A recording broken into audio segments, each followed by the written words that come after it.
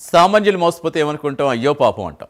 కానీ కోట్లకు పడుగుతున్న బడాబాబులు లగ్జరీ అపార్ట్మెంట్స్లో ఉండే పక్కా రిచ్ పీపుల్ మోసపోతే ఏమనాలి? గచ్చిబౌలి మై హోమ్ పూజలు జరిగిన ఈ మల్టీ క్రోర్ స్కామ్ చూస్తే మైండ్ బ్లాంక్ అవ్వాల్సిందే. ఈ కేటుగాలు వల వేసేందుకు వాడిని ఏంటో తెలుసా? గణేష్ లడ్డు.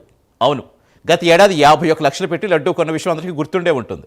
అందరికీ ప్రసాదం కూడా పనిచేస్తాడు. అబ్బా, ఇతనెవరు దానకర్ణుడు, 100 కోట్ల ఆస్తిపడని బడాబాబులంతా బ్లైండ్గా ఫిక్స్ అయిపోయారు. అంతే, అదే ఇమేజ్తో కొండపల్లి గణేష్ తన పార్ట్నర్ కిరణ్తో కలిసి అసలు గేమ్ స్టార్ట్ చేస్తాడు. మాకు రియల్ ఎస్టేట్ బిజినెస్ ఉంది, ఇన్వెస్ట్ చేయండి, నెలకు 6% వడ్డీ ఇస్తామంటూ బంపర్ ఆఫర్ ఇచ్చాడు. ఇంకేముంది, లడ్డు బాబే కదా అని మన రిచ్ పీపుల్ అంతా కళ్ళు మూసేసుకుని కోట్లు కొమ్మరించేస్తారు. తీరా చూస్తే ఏప్రిల్లోనే బోర్డు తిప్పేసి ఫ్లాట్ ఖాళీ చేసేసి జంప్ అయిపోయారు కేటుగాళ్ళు. అఫీషియల్గా 3.45 కోట్లు అని చెబుతున్నా లోపల మాత్రం బ్లాక్ మనీ లెక్కలు ఇంకెన్ని కోట్లో ఆ దేవుడికే తెలియాలి. పరువు పోతుందని కొందరు, బ్లాక్ మనీని ఇంకొందరు బయటకు రాలేక లోపలే కుమిలిపోతున్నారట.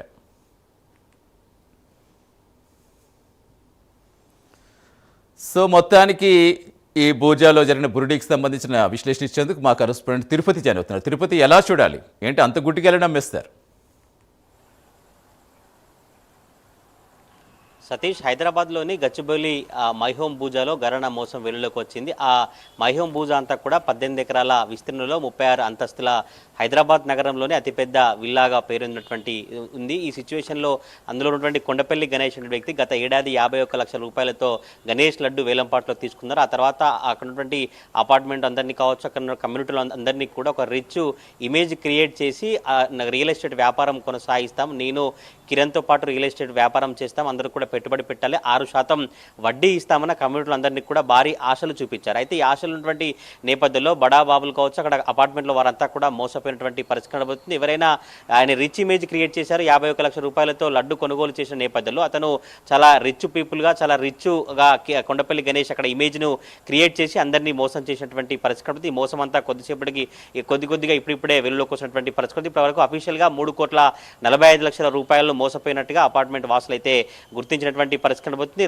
రియల్ ఎస్టేట్ వ్యాపారం చేస్తాం, కిరణ్తో కలిసి ఈ వ్యాపారం చేస్తామని అందరూ పెట్టుబడి పెట్టాలి, 6% వడ్డీ ఇస్తామంటూ ఆ కొండపల్లి గణేష్ అందరినీ నమ్మించి అఫీషియల్గానే 3,40 లక్షల రూపాయలు తీసుకుంటే తెలుస్తుంది. కానీ ఇంకా ఎన్ని కోట్ల మంది పెట్టుబడి పెట్టారు, ఇంకా ఎంత బ్లాక్ మనీ ఉంది, ఎవరెవరు పెట్టుబడి పెట్టారని చర్చ అయితే కొనసాగుతుంది. కొంతమంది పోలీసుల చెప్పలేక అది బ్లాక్ మనీ కావచ్చు, లేదంటే పోలీసులకు చెప్తే పరుగు పోతున్నటువంటి భయం కొద్దీ కొంతమంది బయటికి రానట్టుగా తెలుస్తా ఉంది. అసలు సామాన్యులకు మాయమాటలు మోసపోయినటువంటి ఘటనలు చూసాం. సామాన్యులకు ఏదో ఒకటి చెప్పి భారీ ఆశలు చూపిస్తే పెట్టుబడి పెడతారు. కానీ హైదరాబాద్లోనే అత్యంత ఖరీదైనటువంటి విల్లాలో కమ్యూనిటీలో ఎట్లా కొండపల్లి గణేష్ మాటలు విన్నారు, కొండపల్లి గణేష్ను ఎట్లా నమ్మితే అంత పెట్టుబడి పెట్టారనే చర్చ అయితే ఇప్పుడు హైదరాబాద్ వ్యాప్తంగా కొనసాగుతున్న పరిస్థితి కనబడుతుంది. ఆ కమ్యూనిటీలో ఉన్నటువంటి వారందరికీ కూడా నమ్మజెప్పి ఒక రిచ్ పీపుల్గా, రిచ్ మ్యాన్గా కొండపల్లి గణేష్ కావచ్చు కిరణ్ చూయించిన తర్వాత అధిక డబ్బులు పెట్టుబడి పెట్టి 6% వడ్డీ ఇస్తాము, రానున్నటువంటి రోజుల్లో మీకు అంత పెట్టుబడి పెట్టిన డబ్బుల కంటే ఎక్కువ వస్తాయి, మేము అలానే సంపాదించాం, నేను అలానే లక్షల కోట్లు సంపాదించి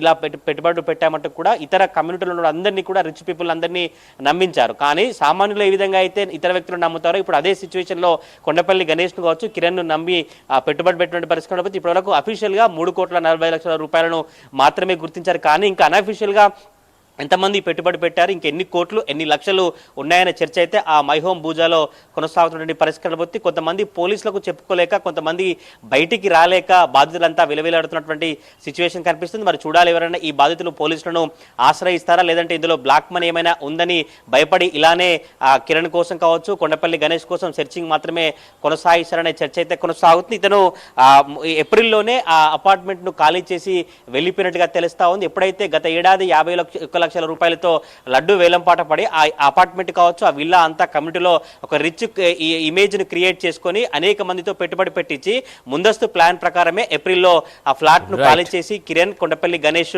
బయట పరారైనట్టుగా తెలుస్తా ఉంది. ప్రస్తుతం అయితే ఇప్పుడు పోలీసులకు ఇంకెవరు ఫిర్యాదు చేయనట్టుగా తెలుస్తా ఉంది. చూడాలి, మరి ఎవరైనా బాధితులు పోలీసులకు ఫిర్యాదు చేస్తారా, లేదంటే ఇలానే వాళ్ళు లోపల అంతర్గతంగా మదన పడిపోతారనే చర్చ అయితే గచ్చిబౌలిలోని మైహోమ్ పూజాలో కొనసాగుతున్న సిచ్యువేషన్ కనిపిస్తా ఉంది. Satish, right, thank you Tirupati.